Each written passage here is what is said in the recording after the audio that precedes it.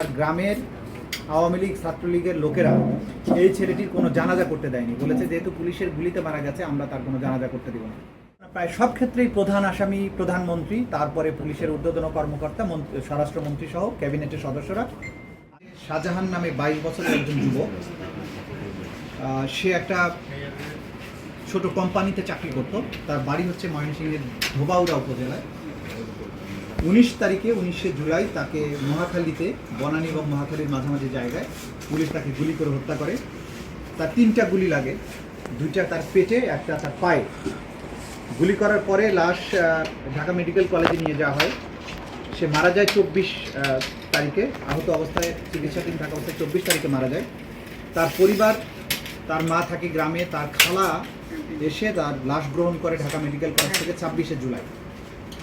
Interesting ব্যাপার হচ্ছে, এই ছেলেটি মারা যাওয়ার পরে 27 জুলাই উত্তরা থানার পুলিশ বাদী হয়ে 5000 অজ্ঞাত পরিচয় বিএনপি এবং জামাতের লোকের বিরুদ্ধে এই হত্যাকাণ্ড সহ আরেকটি ছেলের হত্যাকাণ্ডের দায়ে মামলা দায়ের করে।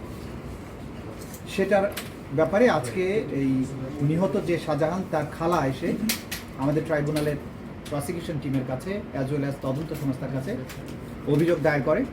এই ছেলেটির লাশ গ্রহণ করে যখন গ্রামের বাড়িতে নিয়ে যাওয়া হয়, সেই সময় তার গ্রামের আওয়ামী লীগ ছাত্রলীগের লোকেরা এই ছেলেটির কোনো জানাজা করতে দেয়নি, বলেছে যেহেতু পুলিশের গুলিতে মারা গেছে আমরা তার কোনো জানাজা করতে দিব না।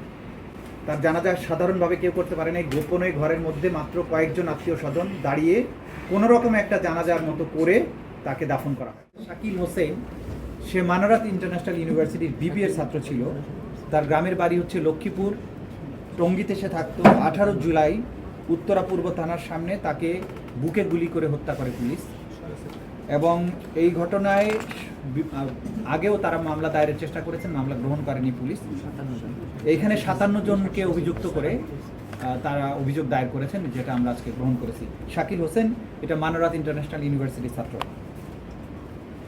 তৃতীয় যে অভিযোগটা এসেছে সেটা রায়হান নামে 20 বছরের একটা এইচএসসি পরীক্ষার্থী। সে গুলশান কমার্স কলেজের ছাত্র ছিল। নোয়াখালীতে তার বাড়ি, মধ্য বাড্ডাতে সে থাকতো। বাড্ডা থানার সামনে 5ই আগস্ট বিজয়ের পরে বিকেল 4:30টায় তার মাথায় এবং বুকে গুলি করে হত্যা করে পুলিশ। ঢাকা মেডিকেল কলেজ থেকে তার লাশ গ্রহণ করা হয় এবং তার কোনো পোস্টমর্টেমও করা হয়নি। চতুর্থ যে অভিযোগ, সেটি গতকালকে বিকেলে জমা হয়েছে। একজন ভ্যান চালক, তার নাম হচ্ছে জসিম উদ্দিন, সে 3 তারিখে উত্তরাতে গুলিবিদ্ধ হয়। সেই ব্যাপারেও একটা অভিযোগ আমাদের কাছে এসেছে। 3 আগস্ট এটা হয়েছে উত্তরাতে। প্রায় সব ক্ষেত্রেই প্রধান আসামি প্রধানমন্ত্রী, তারপরে পুলিশের ঊর্ধ্বতন কর্মকর্তা, স্বরাষ্ট্রমন্ত্রী সহ ক্যাবিনেটের সদস্যরা। আর ঘটনাস্থলে কিছু আওয়ামী লীগ যুবলীগের নেতা কর্মী যারা গ্রাউন্ডে থেকে নিজেরা গুলি চালিয়েছে, যতদূর চেনা গেছে তাদেরকে আসামি করা হয়েছে। এবং লোকাল থানার যে পুলিশ যারা এখানে দায়িত্বরত ছিল, যাদেরকে মানুষ চেনে, এই লোকদেরকেই আসামি করা হয়েছে।